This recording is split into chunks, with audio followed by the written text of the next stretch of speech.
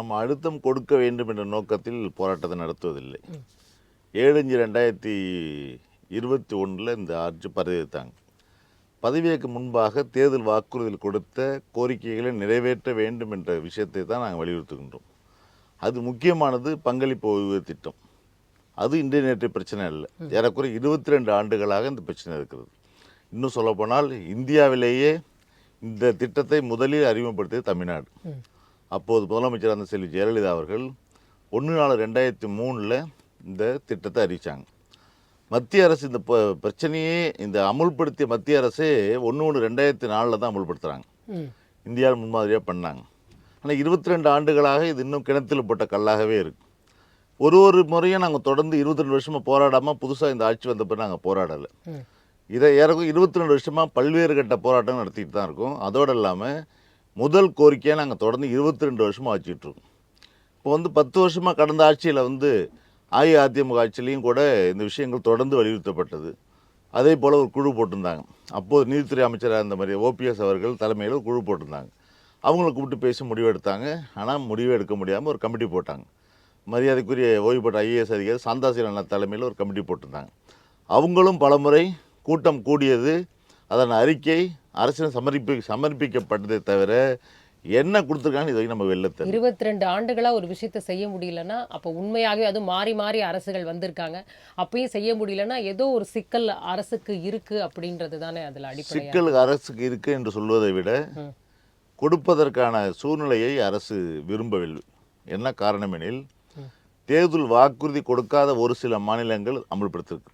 இன்னும் சொல்லப்போனால் இதுவரை இந்தியாவிலேயே ஒரு மாநிலம் மட்டும் இதுவரை ஓல்டு பென்ஷன் ஸ்கீம் மட்டும்தான் கடைபிடிச்சிட்டு இருக்காங்க. சிபிஎஸ் அமுல்படுத்தப்படவே இல்லை.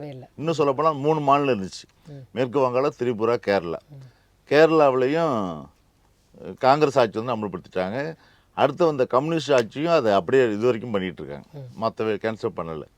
திரிபுராவில் பிஜேபி ஆட்சி வந்த பிறகு அமுல்படுத்திட்டாங்க. இதுவரை மேற்கு வங்காளத்தில் மட்டும் அமுல்படுத்தப்படாமல் இருக்கிறாங்க. ஆனால் சமீபத்தில் 6 மாநிலத்தில் நான் ஓல்டு பென்ஷன் ஸ்கீமை அமுல்படுத்துறதுக்கு பண்ணியிருக்காங்க. இதில் என்ன வேடிக்கையான விஷயம்னா, புதிய ஓய்வூதிய திட்டத்தை அமுல்படுத்திய மாநிலங்கள் மத்திய நிதியமைச்சர் பார்லிமெண்ட்டில் சொல்கிறாங்க, நீங்கள் புதிய ஓய்வு திட்டத்தில் செலுத்திய பணமே உங்களுக்கு திருப்பி நான் செலுத்த மாட்டோம்னு சொல்கிறாங்க. ஏன்னா பிஎஃப்ஆர்டியில் அவங்க அக்ரிமெண்ட் போட்டு பணத்தை பிடிச்சி அந்த பிஎஃப்ஆர்டிங்கிற ஆணையம் தான் பணம் செலுத்துவாங்க. அந்த பணத்தை நாங்கள் திருப்பி கொடுக்க மாட்டோம்னு சொன்னாலும் கூட வரலனாலும் பரவாயில்லைன்னு சொல்லிட்டு அவங்க ஓல்டு பென்ஷன் ஸ்கீம் பண்ணுறாங்க. ஆனால் தமிழ்நாட்டில் இதுவரை பிஎஃப்ஆர்டியில் அக்ரிமெண்ட்டில் கையெழுத்தே போடலை. 22 வருஷம் ஆகுது. நம்ம பிடிச்ச பணம் இங்கே தான் இருக்குது, இன்னும் செலுத்தவே இல்லை. அது நமக்கு ஒரு மிகப்பெரிய எம்ப்ளாயிஸுக்கு ஒரு மிகப்பெரிய தாக்கமாக இருந்தாலும் கூட அது ஒரே ஒரு அட்வான்டேஜ் என்ன இருக்குன்னா, நம்ம பிஎஃப்ஆர்டியில் பணம் கட்டியிருந்தோம்னா ஓல்டு பென்ஷன் ஸ்கீம் அமல்படுத்தல சிரமம் இருக்குது. அந்த பணத்தை வாங்கணும், இது வரைக்கும் கட்டின பணம் நமக்கு. இப்போ நமக்கு அந்த இஷ்யூவே இல்லை. இப்போ நினச்சா கூட அரசு எளிதாக ஓல்டு பென்ஷன் ஸ்கீமை அமல்படுத்த முடியும். இதை எப்படியாவது வார்த்தை நீங்க ஒவ்வொரு தடவையும் பேசுறீங்க, என்னதான் சொல்றாங்க உங்ககிட்ட? என்ன சொல்றாங்க? ஒரு முறையும் கடந்த ஆட்சி எப்படி காலத்தை கடத்தினாங்களோ அப்படியே ஓட்டாங்க. இன்னும் சொல்ல போனால் 1/4/2003 பிறகு அப்போது அஇஅதிமுக ஆட்சி இருந்துச்சு 2006 வரைக்கும். 2006 2011 வரைக்கும் கலைஞர் தலைமையில் ஆட்சி இருந்துச்சு. மறுபடியும் செல்வி ஜெயலலிதா தலைமையில் 2011 to 16 மறுபடியும் 17 வரைக்கும் அவங்க இருந்தாங்க. அது பிறகு எடப்பாடி பழனிசாமி அவர்கள் வந்தார்கள். 2021 வரைக்கும் இருந்தாங்க. மறுபடியும் இவங்க என்ன செஞ்சாங்கன்னா, நாங்கள் ஆட்சிக்கு வந்த பிறகு நிச்சயமாக அமுல்படுத்துவோம் என்று சொன்னார்கள். அனைவரும் முழுசாக நம்பினாங்க. இப்போ பிரச்சனையே தமிழ்நாட்டில் என்ன இஷ்யூன்னு கேளுங்க. மேஜர் இஷ்யூ என்ன தெரியுங்களா? தேர்தல் வாக்குறுதி ஏன் நிறைவேற்றலாம் தான் கேட்குறாங்க. இப்போ தேர்தல் வாக்குறுதி இதுவரை நிறைவேற்றவில்லையே. இருக்கிறது 3 மாசம் தான் இருக்கு. சரி, இது 4.25 வருஷம் முடிஞ்சிச்சு. இப்போ கடைசியா நேற்றுக்கு என்ன சொன்னாங்க? பேச்சுவார்த்தைக்கு சென்றோம். பேச்சுவார்த்தை என்று சொன்னாங்க. எங்களை கூப்பிட்டது என்ன சொன்னாங்கன்னா, மனிதவள மேலாண்மை துறை முறைப்படி அழைச்சி 2 கூட்டமைப்பு மட்டும்தான் தமிழ்நாட்டில் மேஜர் இஷ்யூ. 2 கூட்டமைப்பு தான் இருக்குது. ஒன்று போட்டாஜியோ. போட்டாஜியில் என்ன ஸ்பெஷாலிட்டின்னா, தமிழ்நாடு அரசால் அங்கீகரிக்கப்பட்ட சங்கங்கள் முழுக்க அதில் இருக்கும். பெரிய சங்கங்கள்லாம். இப்போ நான் இருக்கின்ற தமிழ்நாடு அரசர் ஒன்றியம், நான் தான் அதுக்கு தலைமை ஒருங்கிணைப்பாளர். தமிழ்நாடு அரசர் ஒன்றியம் என்பது சங்கம் ஆரம்பித்து 105 வருஷம் ஆச்சு. இந்தியாவிலே முதல் சங்கம், பெரிய சங்கம் இந்த கூட்டமைப்பில் இருக்காங்க. இதே போல் பெரிய சங்கங்கள் அரசு அங்கீகரிக்கப்பட்ட சங்கம் மொத்தமே 5 சங்கம் இருக்குது. 5 சங்கத்தில் ஒரு சங்கம் அஇஅதிமுக பார்வை இருக்கிறதுனால அவங்க பெருசாக அதுக்கு வரல. மீதி இருக்கிற 4 சங்கத்தில் 3 சங்கம் இந்த கூட்டமைப்பில் இருக்குது. இதுதான் யதார்த்தம் கூட. அடுத்த சங்கம் இன்னொரு அமைப்புங்கிறது ஜாக்டோ ஜியோ. 2 தான் மேஜர் இஷ்யூ. 2 பேரையும் கூப்பிட்றேன்னு சொன்னாங்க. ரைட்டு, ஓகே, நாங்கள் போனோம். அங்கே பார்த்தா நாங்கள் வந்து 10 மணிக்கு பேச்சுவார்த்தை, நாங்கள் 9:45 போகிறோம். ஒரு சீட்டு கூட அங்கே உட்கார இடம் இல்லை. முறைப்படி அழிச்சிட்டு நாங்கள் போய் எங்களுக்கு உட்காரத்துக்கு இடம் கூட இல்லாமல் நாங்கள் கூப்பிட்டு அண்டர் செக்ரட்டரி, டெப்டி செக்ரட்டரி மற்றவங்களாம் கூப்பிட்டு கேட்குறோம். நாங்கள் 8:45 வந்தோம், நாங்கள் வரும்போது இடம் இல்லைன்னு சொல்லிட்டாங்க. அதுக்கு முன்னாடி வந்து உட்காந்துட்டாங்க. அது ஒரு தனிநபர் பண்ணுற தேவையில்லாத குழப்பங்கள் முக்கியமான காரணம். என்ன காரணம்னா, எல்லோரும் நீங்கள் வாங்க நீங்கள் வாங்க நீங்கள் வாங்கன்னு சொல்லிட்டு தன்னுடைய நிலைநிறுத்திக்கிறதுக்காக வந்து உட்கார வச்சுட்டாங்க. அங்கே பேசினவங்க என்ன பண்ணாங்கன்னா, ஆக்சுவலாக என்ன சொல்லியிருந்தாங்க, 2 குழுவின் சார்பாக உங்களுக்கு கருத்துக்களை சொல்லுவாங்க என்று சொன்னாங்க. எங்கள்கிட்ட 18 ஒருங்கிணைப்பாளர் இருக்காங்க. ஆளுக்கு ஒரு கோரிக்கையை சொல்லி நீங்கள் பேசுங்கன்னு சொல்லிட்டு நாம் ஒரு கோரிக்கை, ஆளுக்கு ஒரு கோரிக்கை சொல்லியிருந்தோம். இவங்க என்ன பண்ணாங்கன்னா, நான் 2வது நபராக பேசினேன். ஃபஸ்ட் டைம் பேசி 2வது நபரை கூப்பிட்டாங்க, நான் பேசினேன்.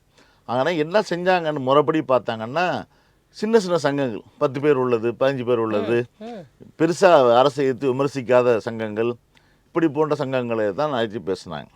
முறைப்படி பெரிய சங்கங்கள் ஓல்டு பென்ஷன் ஸ்கீம்லாம் வேண்டாம் அவங்களுக்கு பேசினாங்க. அவங்களும் அதுதான் கேட்டாங்க. ஒன்றும் பெருசாக விமர்சனம் பண்ண மாட்டாங்கல்ல. பெருசாக நீங்கள் 22 வருஷமாக ஒன்றும் பண்ணலை, தேர்தல் வாக்குறுதி கொடுத்தீங்க, நீங்கள் ஒன்றுமே பண்ணலை அப்படின்னு பெருசாக கேட்காம எப்படியாச்சும் ஓல்டு பென்ஷன் கோரிக்கை ஒன்று தான். இதோட என்ன ஆச்சரியம்னு கேளுங்க. ஊரக வளர்ச்சி மற்றும் ஊராட்சித்துறையுடைய கூடுதல் தலைமைச் செயலாளர் மரியாதைக்குரிய ககன்சிங் சிங் பேடி தலைமையில் போட்ட ஒரு கமிட்டி போட்டிருந்தாங்க. ஓய்வூதியம் சம்பந்தமாக ஆராய்வதற்காகவே ஒரு குழு. 104 சங்கத்தை கூப்பிட்டு பேசினாங்க. 104 சங்கத்திலையும் எனக்கு தெரிஞ்ச வரை 98% மேல் அனைவரும் கேட்டது ஓல்டு பென்ஷன் ஸ்கீம். நேற்று அந்த கலந்துக்கிட்ட சங்கத்திலையும் கிட்டத்தட்ட ஒரு 100-150 சங்கம் வந்திருப்பாங்க. 38 சங்கம் மட்டும் தான் பேசினாங்க. மற்றவங்களும் பேச வாய்ப்பு இல்லை. நேரடியாக அமைச்சர் பேசினாங்க. அப்பயும் மணி 2:15 ஆயிடுச்சு. பேசின எல்லாரும் ஓல்டு பென்ஷன் ஸ்கீம் தான் பேசினாங்க. சரி, அது மாற்று அமைச்சர்கள் தரப்புல என்ன சொல்லப்பட்டது? அமைச்சர்கள் என்ன சொன்னாங்கன்னா, வழக்கம் போல் ஏற்கனவே 13/2/2025 மாதிரி பேச்சுவார்த்தை கூப்பிட்டுருந்தாங்க, போயிருந்தோம். அதுக்கு முன்பாகவும் இந்த அமைச்சர் 11 போன கடந்த பேச்சுவார்த்தை கூப்பிட்டுருந்தாங்க. இதற்கு முன்பு நடைபெற்ற பேச்சுவார்த்தையில் வந்து இதே போல் பொதுப்பணித்துறை அமைச்சர் மரியாதைக்குரிய ஏவாவேல் அவர்கள் தலைமையில் போடப்பட்ட கமிட்டியில் வீட்டு வசதித்துறை அமைச்சர் மரியாதைக்குரிய முத்துசாமி அவர்களும் இதே மரியாதைக்குரிய தங்கத்துறை தென்னரசு அவர்களும் கலந்து கொண்டார்கள். அப்போது வந்து பட்ஜெட் தயார் பண்ணிட்டு இருந்ததுனால நீதித்துறை அமைச்சர் கலந்து கொள்ள முடியல. அடுத்த பேச்சுவார்த்தையில் நிதி அமைச்சர் கலந்துக்கிட்டார், பிடபிள்யூ மினிஸ்டர் கலந்துக்கிட்டாங்க, பள்ளிக்கல்வி அமைச்சர் கலந்துக்கிட்டாங்க. அதே பேச்சுவார்த்தையில் நேற்று கூப்பிட்டு பேசினாங்க. என்னன்னா, எல்லா கருத்தும் கேட்டுட்டு முழுசாக நாங்கள் மறுபடியும் முதலமைச்சர் கவனத்துக்கு கொண்டு செல்கின்றோம். கொண்டு சென்ற பிறகு அதோடு நம்ம குழு புதுசாக கேட்குற மாதிரி இருக்கு. அது நேற்று ரிப்போர்ட்டர்ஸ் கூட அதான் கேட்டாங்க. இது வந்து முதலமைச்சர் கேட்காமலா 3 அமைச்சர் வந்திருப்பாங்களான்னு கேட்டாங்க. அவங்க என்ன சொல்கிறாங்கன்னா, உங்கள் கருத்தை கேட்டுட்டு நாங்கள் முதலமைச்சர் கவனத்துக்கு கொண்டு போகிறோம் அப்படின்னு சொன்னாங்க. நாங்கள் கூட சொன்னோம், கடந்த முறை அதுதான் சொன்னீங்க, எனக்கு விஷயத்தையும் சொன்னோம். சொல்லிவிட்டு கடைசி என்ன சொன்னாங்கன்னா, முதலமைச்சர் வந்து பொங்கலுக்கு முன்பு நல்ல செய்தி ஓய்வு திட்டம் சொல்லுவாங்கன்னு சொன்னாங்க. எல்லா சங்கமும் அறிவிச்சிருக்கிறது வந்து போராட்டம் வந்து 6/1/2026. இப்போ அதுக்கு முன்னாடி இது ஒரு தீர்வு கிடைச்சதுன்னா நம்ம போராட்டம் சம்பந்தமாக போராட்டத்தை ரெஸ்பாண்ட் பண்ணுறது கவர்மெண்ட் கண்டுக்கிறாங்க சொல்கிறாங்க. ஏன் உங்களுக்கு நம்பிக்கை வரல? இல்லை, அது வரைக்கும் பண்ணவே இல்லை. இன்னும் கொஞ்ச நாள் தானே இருக்கு. இல்லை, அது ஓகே. இது வரைக்கும் கடந்த கால சொன்னதில் இது எதுவுமே இது வரைக்கும் பண்ணாமல் இருக்காங்கல்ல. அதனால் இப்போ 6ஆம் தேதி போராட்டத்துக்கு முன்பாக அவங்க என்ன சொல்கிறாங்கன்னா, எல்லாமே ஓகே தான் எக்ஸப்ட் இந்த ஓல்டு பென்ஷன் மட்டும் நாங்கள் ஒரு குழுவை போட்டுட்டோம், இது எல்லாமே அவங்க கேட்குறதெல்லாம் நாங்கள் செய்கிறோன்னு தானே சொல்லப்படுது பொதுவாக. அதாவது 25/4/2025 அன்று நாங்கள் ஒரு சென்னையில் மிகப்பெரிய போராட்டம் பண்ணோம். போராட்டம் பண்ணது சட்டமன்றம் நடந்துக்கிட்டு இருக்கு நேரத்தில். வெள்ளிக்கிழமை போராட்டம் பண்ணோம். திங்கக்கிழமை நாங்கள் போராட்டம் பண்ணோம். அடுத்த ஒர்க்கிங் டே திங்கக்கிழமை 9 கோரிக்கை முதலமைச்சர் சட்டமன்றத்தில் அறிவித்தார். நான் மறுநாள் சொல்லி நேராக முதலமைச்சர் பார்த்து நேராக விஷயத்தை நன்றி சொல்லிவிட்டு அறிவித்த விஷயம் சொல்லிவிட்டு மீதிக்கிற கோரிக்கை விஷயத்தையும் சொன்னோம். கூட வெளில பண்ணித்தாருன்னு தான் சொன்னாங்க. நான் அதில் வந்து அதுக்காக 9 கோரிக்கைகளை உங்களுக்கு உடனடியாக அனௌன்ஸ் பண்ணிட்டாரு. 1 தான் பெண்டிங். அது 1ஐயும் பொங்கலுக்கு சொல்லிடுவாருன்னு சொல்றாங்க. அந்த 9 அப்ப நீங்க வேற 9, இப்போ அடுத்த 10 இல்ல, அந்த 9 வேற. நாங்க கேட்ட கோரிக்கையில் அது குறைவாக இருந்தது. கவர்மெண்டா கொடுத்தது நிறைய விஷயங்கள் 9 கொடுத்தாங்க. எங்கள் கோரிக்கையில் நாங்கள் வந்து ஏராளமான கோரிக்கை இருக்கிறது. நாங்கள் வந்து எல்லாரும் பலனடையக்கூடிய வாழ்வாதார கோரிக்கையாக 10 கோரிக்கை வச்சுருக்கோம். அதில் ஒரு கோரிக்கை மட்டும் நிறைவேறிருக்கு. நீங்கள் கொடுத்ததுல ஒன்று இருக்கு. சரண் விடுப்பை மீண்டும் கொடுத்துருக்காங்க. அஇஅதிமுக ஆட்சியில் வந்து கொரோனா பீரியடில் வந்து நிதி நிலைமை மோசமாக இருக்குன்ற காரணம் சொல்லி சரண்டர் எடுத்துனாங்க. அந்த சரண்டர் எடுப்பை மறுபடியும் விடுவிச்சிருக்காங்க. அது ஒன்று முடிச்சாங்க. மற்ற விஷயங்கள் எல்லாம் பொதுவாக நாங்கள் தொடர்ந்து கேட்டுட்டு இருக்க கோரிக்கைகளை தவிர இந்த போராட்டம் சம்பந்தமாக வைத்த கோரிக்கைகள் ஒன்று தான் இருக்கு. மீதி அப்படியே இருக்குது. அப்போ ஓல்டு பென்ஷன் ஸ்கீமை நம்ம கேட்டோம். நீங்கள் சொன்ன ஓல்டு பென்ஷன் ஸ்கீம் முதல்ல அப்படியே இருக்குன்னு. நீங்கள் சொன்ன மாதிரி காலக்கெடு குழு குறைச்சிருக்கோம்ல, கூட வெளில குழு வந்து ரிப்போர்ட் கொடுக்கட்டும், நான் பரிசீலிக்கிறேன்னு சொன்னார்கள். நாங்கள் வந்து அந்த பென்ஷன் கமிட்டியில் கலந்துக்கிட்ட எல்லா சங்கமும் வச்சிருந்த கோரிக்கையை வந்து காலக்கெடு நீட்டிக்கக்கூடாது அப்படி சொல்லி தான் கோரிக்கை வச்சோம். ஆனால் காலக்கெடு நீட்டிக்கவே இல்லை. 30/9/2020 முடிஞ்சிச்சு. 30/9/2025 காலக்கெடு முடிஞ்சிச்சு. அன்றைக்கு இரவு பார்த்தீங்கன்னா இடைக்கால ஒரு குழு கொடுத்தேன்னு சொல்லி அறிக்கையை கொடுத்தேன்னு சொல்கிறாங்க. இன்னி வரைக்கும் யார்கிட்ட கொடுத்தாங்க, என்ன கொடுத்தாங்க, எப்படி கொடுத்தாங்க செய்தி இது வரைக்கும் தெரியல. நாங்கள் கேட்டது இறுதி அறிக்கை, முழுமையான அறிக்கை. அதை அரசு செயல்படுத்தணுங்கிறதான் என் நோக்கம். தமிழ்நாட்டுக்கு ஒட்டுமொத்த கவர்மெண்ட் சொன்ன ஆசிரியர் எதிர்பார்க்குற விஷயம் அது.